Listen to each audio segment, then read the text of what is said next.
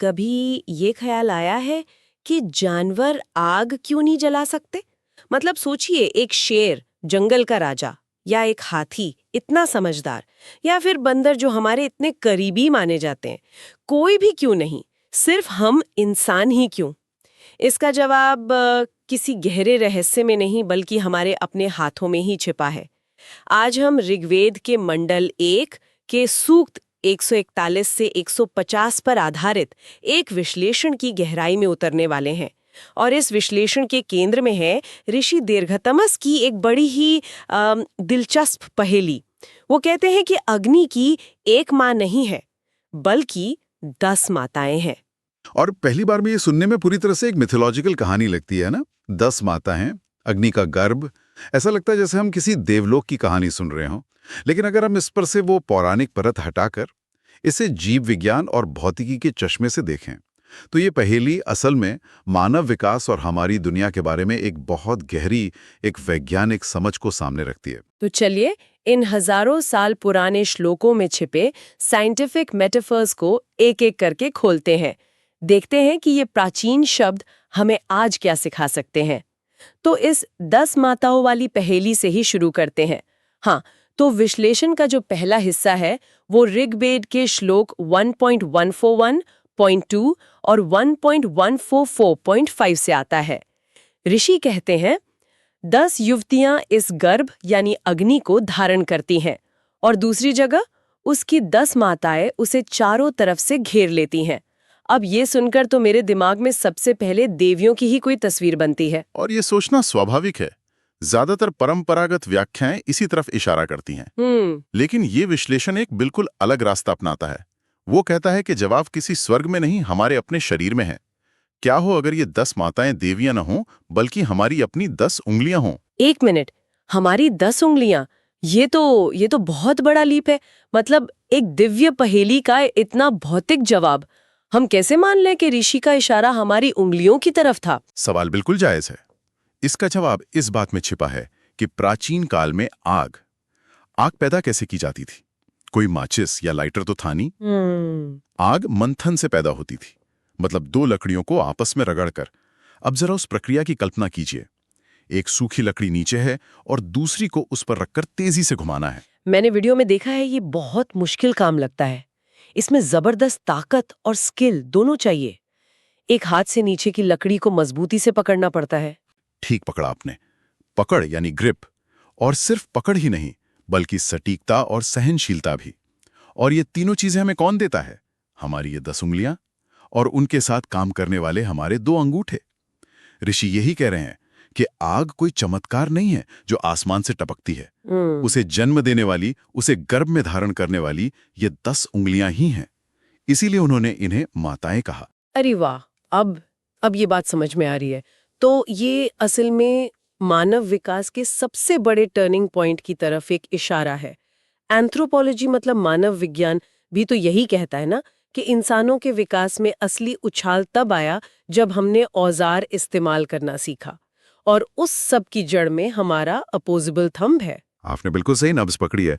ये श्लोक इसी अनोखी शारीरिक क्षमता का जश्न है। ये इस बात पर जोर देता है कि आग कोई दैवीय वरदान नहीं, बल्कि इंसान के हस्त कौशल मतलब मैनुअल डेक्सटेरिटी का सीधा नतीजा है। ये हमारी शारीरिक बनावट की वो खूबी है जो हमें जानवरों से पूरी तरह अलग करती है। बंदरों के पास भी हाथ होते हैं, पर आग पैदा करने के लिए जिस स्तर का बारीक नियंत्रण चाहिए, वो सिर्फ इंसानों में विकसित हुआ। तो ऋषि यहाँ किसी देवी की पूजा नहीं कर रहे हैं, बल्कि वो इंसान की अपनी क्षमता की तारीफ कर रहे हैं। वो कह रहे हैं कि देखो, तुम्हारे अपने शरीर में ही वो शक्ति है जो आग जैसी चीज पैदा कर सकती है। यकीनन। इस नजरिए से देखें तो 10 माताएं हमारी 10 उंगलियों के लिए एक असाधारण रूप से सटीक वैज्ञानिक रूपक बन जाता है। यह एवोल्यूशनरी साइंस के नजरिए से बिल्कुल फिट बैठता है। यह सिर्फ एक ऑब्जर्वेशन नहीं है, बल्कि इस बात की गहरी समझ है कि कौन सी चीज इंसान को इंसान बनाती है।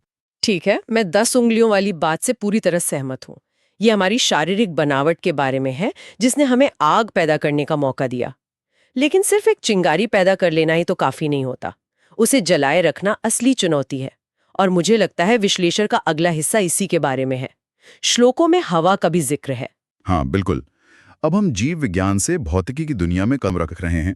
श्लोक 1.141.7 और 1.148.4 में कहा गया है, जब हवा उसे ऊपर उठाती है तो वह यानी अग्नि अपने बाल संवारता है और आकाश की तरफ भागता है।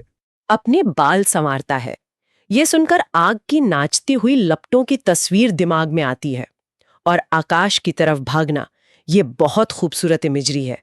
पर क्या ये सिर्फ कविता है? ये खूबसूरत कविता तो है ही, लेकिन साथ ही ये भौतिकी का एक बहुत ही सटीक अवलोकन भी है। चलिए इसे दो हिस्सों में तोड़ते हैं। पहला हिस्सा, जब हवा उसे ऊपर उठाती है। विज्ञान हमें बताता है कि कंबस्शन के लिए 3 चीजों की जरूरत होती है: ईंधन, गर्मी और ऑक्सीजन। हाँ, ये तो स्कूल में पढ़ा था। बिल्कुल। और ऋषि ने हजारों साल पहले ये देख लिया था कि हवा के बिना आग बुझ जाती है। हवा आग के लिए एक एक्सेलरेटर का काम करती है। जब आप बुझते हुए कोयले पर फूंक मारते हैं तो क्या होता है? वो धधक उठता है। गांव में आज भी चूल्हे में आग तेज करने के लिए फूंकनी से हवा दी जाती है। तो मतलब ऋषि ये कह रहे थे कि हवा आग को ऑक्सीजन देकर उसे खिलाती है, उसे बड़ा करती है। बिल्कुल। अब आते हैं दूसरे और भी ज्यादा दिलचस्प हिस्से पर। आकाश की तरफ भागता है। ये एक बहुत गहरा सवाल है। आग हमेशा ऊपर की तरफ ही क्यों जाती है? बाकी हर चीज गुरुत्वाकर्षण की वजह से नीचे आती है, पर आग ऊपर क्यों भागती है? हाँ, ये तो मैंने कभी सोचा ही नहीं। ये तो ग्रेविटी के नियम के खिलाफ लगता है। जैसे कोई गर्म हवा का गुब्बारा ऊपर उठता है वैसे ही। आपने खुद ही जवाब दे दिया। गर्म हवा का गुब्बारा, यही इसके पीछे का विज्ञान है। जब हवा गर्म होती है तो उसके अणु फैलते हैं, जिससे उसका घनत्व मतलब डेंसिटी कम हो जाती है। आसान भाषा में, गर्म हवा अपने आसपास की ठंडी भारी हवा से हल्की हो जाती है और कोई भी हल्की चीज भारी चीज के ऊपर तैरती है। आग की लपटें असल में सिर्फ गर्म गैसें हैं, इसलिए वो हमेशा ऊपर की ओर भागती हैं। तो जो आज हम स्कूलों में कन्वेक्शन करंट्स के नाम से पढ़ते हैं, ये उसी का जिक्र है। ठीक वही। विज्ञान में ऊष्मा के इस तरह ऊपर उठने को संवहन या कन्वेक्शन कहते हैं। ऋषियों ने आग के इस स्वभाव को, उसकी ऊपर जाने की आदत को बड़ी बारीकी से देखा और उसे दर्ज किया। तो ये श्लोक सिर्फ आग और हवा का काव्यात्मक रिश्ता नहीं बताता, बल्कि ये दहन विज्ञान के 2 मूल सिद्धांत हमारे सामने रखता है। कमाल है। इसका मतलब है कि वो सिर्फ आग जला नहीं रहे थे, वो उसे बहुत ध्यान से देख और समझ भी रहे थे। वो उसके व्यवहार को, उसके चरित्र को समझने की कोशिश कर रहे थे। और यही वैज्ञानिक जिज्ञासा की शुरुआत है। विज्ञान हमेशा प्रयोगशालाओं में नहीं होता। इसकी शुरुआत गहरे और लगातार किए गए अवलोकन से होती है। और इस मामले में अवलोकन असाधारण रूप से सटीक था। ठीक है, तो हमने अपनी उंगलियों से आग पैदा की, जो जीव विज्ञान है। फिर हवा की मदद से उसे जलाए रखा, जो भौतिकी है। लेकिन आग जब जलती है तो होता क्या है? मतलब लकड़ी का क्या बनता है? मुझे लगता है विश्लेषण का तीसरा हिस्सा इसी रासायनिक प्रक्रिया पर है। अग्नि के एक और नाम का जिक्र है, धूमकेतु। हाँ, और ये नाम इस पूरी पहेली की एक और अहम कड़ी है।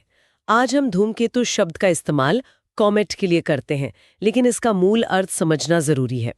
धूम यानी धुआं और केतु यानी ध्वज या निशान। तो धूमकेतु का शाब्दिक अर्थ है वो जिसका झंडा या प्रतीक धुआं है। असल में धुआं यही काम करता है। इसी से जुड़ा एक श्लोक है जिसमें ऋषि कहते हैं, हम तुम्हें देख नहीं पाते, लेकिन तुम्हारे धुएं को देखकर जानते हैं कि तुम वहां हो। ये बात सुनने में बहुत सीधी साधी लगती है, पर यह बहुत गहरी है। हाँ, ये तो रोजमर्रा का अनुभव है। जंगल में कहीं दूर आग लगी हो तो सबसे पहले धुआं ही दिखाई देता है। धुएं का गुबार देखकर ही अंदाजा लगता है कि आग किस दिशा में है। बिल्कुल, लेकिन इसके पीछे का विज्ञान क्या है? इसके पीछे रसायन विज्ञान का एक मूलभूत सिद्धांत छुपा है, पदार्थ की अवस्था में परिवर्तन, स्टेट चेंज। सोचिए, जब आप आग जलाते हैं तो आप एक ठोस चीज से शुरुआत करते हैं, जैसे लकड़ी। आग उस लकड़ी को खा जाती है और पीछे क्या बचता है?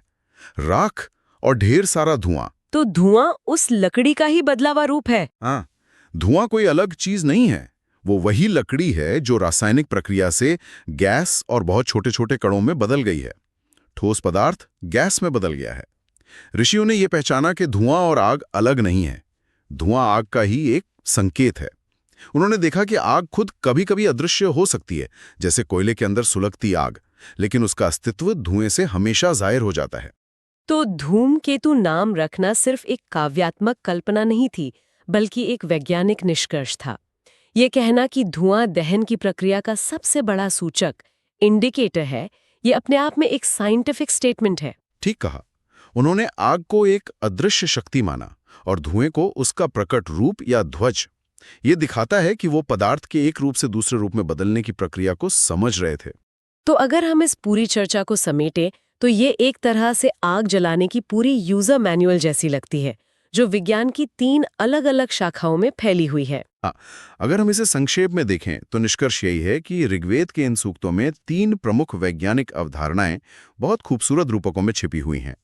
पहली है 10 माताएं, जो हमारे विकास और जीव विज्ञान से जुड़ी है।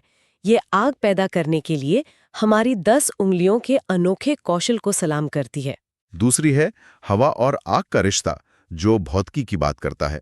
इसमें दहन के लिए ऑक्सीजन की जरूरत और संवहन के कारण आग की लपटों के ऊपर उठने का सटीक वर्णन है। और तीसरी है धुआं, यानी अग्नि का धूमकेतु वाला रूप। ये रसायन विज्ञान से जुड़ा है, जो दहन की प्रक्रिया में पदार्थ के ठोस से गैस में बदलने को दिखाता है। ये सब हमें ये दिखाता है कि इन प्राचीन ग्रंथों को देखने का हमारा नजरिया थोड़ा और बड़ा हो सकता है। इन्हें सिर्फ पौराणिक कथाओं का संग्रह नहीं, बल्कि गहन अवलोकन और वैज्ञानिक सिद्धांतों को काव्यात्मक रूपकों में बांधने की एक अद्भुत क्षमता के सबूत के तौर पर भी देखा जा सकता है। ये वाकई इन ग्रंथों को देखने का एक बिल्कुल नया और ताकतवर नजरिया है। और अब एक ख्याल जो आगे सोचने पर मजबूर करता है। आने वाले विश्लेषणों में सूक्त 151 से 163 पर चर्चा होगी, और वहां एक बहुत बड़े देवता की एंट्री होती है, भगवान विष्णु। हाँ, लेकिन एक दिलचस्प बात यह है कि ऋग्वेद में विष्णु का स्वरूप वैसा नहीं है जैसा हम आज की कहानियों में देखते हैं। वहां उनका सबसे बड़ा काम है 3 कदमों में पूरे ब्रह्मांड को नाप लेना। 3 कदमों में पूरा ब्रह्मांड नाप लेना। आज की चर्चा के बाद ये भी एक पौराणिक कथा से ज्यादा एक पहेली जैसा लग रहा है। मन में सवाल उठता है कि क्या ये भी एक रूपक हो सकता है? कहीं ये सौरमंडल या खगोलीय दूरियों को मापने का कोई प्राचीन सूत्र तो नहीं था? जैसे सूर्योदय, दोपहर और सूर्यास्त, क्या ये विष्णु के 3 कदम हो सकते हैं? ये एक बहुत ही दिलचस्प सवाल है, और शायद यही इन ग्रंथों की खूबसूरती है। वे आपको जवाबों से ज्यादा सवालों के साथ छोड़ जाते हैं, जिन पर आप सोचते रह सकते हैं।